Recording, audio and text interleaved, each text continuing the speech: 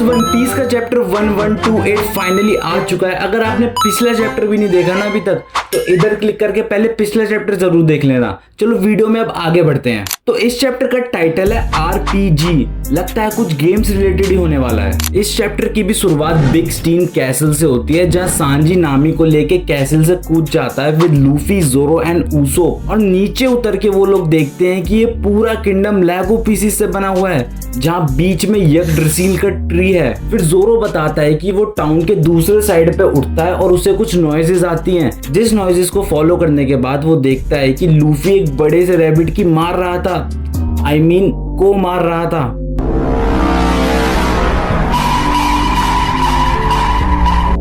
Luffy तभी Usopp से बोलता है कि he should be able to defeat that lion on his own। Usopp तभी लूफी से बोलता है कि जब उसकी आंख खुली थी वो एक बड़ी सी बिल्ली के मुंह में था, इसलिए वो कुछ नहीं कर सका। तभी उसे बोलता है कि ये टाउन एल्बफ हो ही नहीं सकता, क्योंकि यहाँ पे जाइंट्स के आउटफिट नॉर्मल साइज के हैं। और तभी स्ट्रॉ हैट डिसाइड करते हैं टाउन में जाके यहाँ के लोगों से पूछने की। तभी रास्ते में उन्हें एक नॉर्मल साइज का बंदा दिखता है जो एक जाइंट से ग्रास हॉपर पे बैठ के जा रहा होता है। तभी वो बंदा स्ट्रॉ हैट से कहता है, क्या तुम यहाँ पे नए हो? ये लैंड ऑफ गॉड्स है। तभी वो बंदा एक्सप्लेन करता है कि इस कंट्री को गॉड्स चला रहे हैं। द ईयर गॉड रैबिट, जो कि अभी लूफी के पेट में है, the spike god hedgehog and scat, जो कि एक बड़ी सी बिल्ली है। तभी वो बंदा कहता है कि ईयर गॉड के संग एक इंसिडेंट हुआ है, उसको टाउन के बाहर जला के मार दिया गया है। फिर लूफी सॉरी बोलने ही वाला होता है, तभी उsopp उसका मुंह बंद कर लेता है ताकि लूफी कुछ ज्यादा ना बोल सके। तभी वो बंदा स्ट्रॉ हैट से कहता है, अगर तुम्हें भूख लगी है तो तुम टाउन आ सकते हो खाना खाने के लिए, लेकिन कभी भी कैसल के दूसरे तरफ मत जाना। तभी वो बंदा कहता है कि वहां पे द सन गॉड का टेम्पल है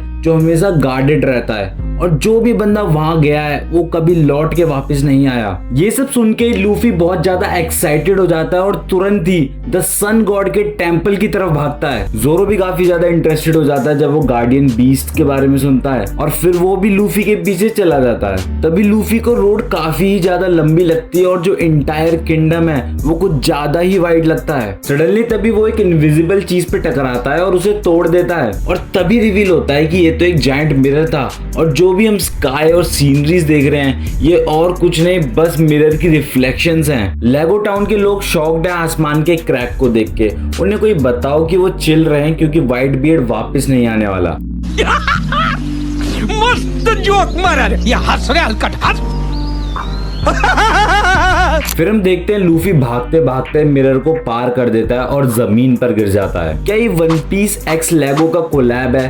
क्या ये एक फिलर चैप्टर है? चलो अब आगे बढ़ते हैं। जब शीशा टूट जाता है तब हमें पता चलता है कि जो ये लेगो किंगडम था ये बस एक मॉडल था जो एक जायंट के रूम में रखा हुआ है। ये मॉडल एक बड़े से केज के अंदर कवर्ड है विद ग्लास। अंदर से ग्लासेस मिरर्स हैं, बट बाहर से ये एक फिश टैंक की तरह लगता है। ये केज एक बहुत बड़ा सा पार्ट ले रही है रूम का, फ्रॉम टॉप टू बॉटम। और जो फ्रंट पार्ट है केज का उसमें एक बड़ी सी ग्रिल है और एक दरवाजा एक जायंट के साइज का। हम कमरे में कुछ फर्नीचर्स भी देख सकते हैं, जैसे जायंट वुड टेबल। हम टेबल के ऊपर कुछ कपड़े और धागे भी देख सकते हैं, जिसके बगल में जायंट की कपड़े सिलने वाली मशीन है। और हम जमीन पे बहुत सारे लेगो पीसेस भी देख सकते हैं जहाँ पे लूफी गिरा था। और सांजी तभी रिवील करता है कि जब वो लोग रैबिट को बंद कर रहे थे उसके अंदर से बदबू इसलिए आ रही थी क्योंकि रैबिट के संग संग सिंथेटिक रीजन भी बन हो रहा था। तभी जोरो और उsopp टेबल के सामान को एग्जामिन कर रहे होते हैं और लूफी भी सेम काम करता है जमीन पर। सडनली तभी दो नए जायंट एनिमल अपीयर हो जाते हैं रूम के अंदर। हिलमिलगैंडर एक जायंट स्नेक जो कि बेस्ड है नॉर्स मिथोलॉजी के जुलमिलगैंडर से। दूसरा जायंट एनिमल होता है मोजिन जो एक कौवा होता है जिसके सर पे एक स्कल होता है। इसका नाम मिक्स है मूनिन एंड हुगिन से, जो ओडेन के नॉर्स मिथोलॉजी में रेवन स्लैश कौवे थे। स्ट्रॉ हैट्स उन दोनों से फाइट कर रहे होते हैं जिसके बीच में ही रूम में आग लग जाती है। फिर सीन कट हो जाता है कॉरिडोर पे। फिर हम द सन गॉड को देखते हैं जो एक रूम में एंटर करने वाला होता है जिसके बाहर जेड लिखा रहता है। सन गॉड एक नॉर्मल जायंट से बहुत बड़ा है एक्सेप्ट ऑरस, बट हमें अभी तक नहीं पता कि सन गॉड मेल है या फिर फीमेल। सन गॉड एक स्लिम जायंट है जो एक ब्लैक लॉन्ग टूनिक पहनता है विद अ डियर स्कल, जो कि उनके फेस को कवर करता है पूरी तरीके से, और उनके पास एक स्टाफ स्टाफ और एक शील्ड भी है। तभी सन गॉड नोटिस करते हैं कि एक कमरे में से बहुत ज्यादा नॉइस और धुआं आ रहा है। जैसे ही वो कमरे में एंटर करते हैं वो देखते हैं लूफी को पूरा कमरा डिस्ट्रॉय करते हुए। लूफी अपने गियर 5 फॉर्म में और वो कमरे के बीच में खड़े होकर हंस रहा है और पूरे कमरे में आग लगा रहा है। तभी लूफी गम गम नो पिस्टल का यूज करता है जायंट स्नेक को मारने पे और दूसरे ही हाथ पे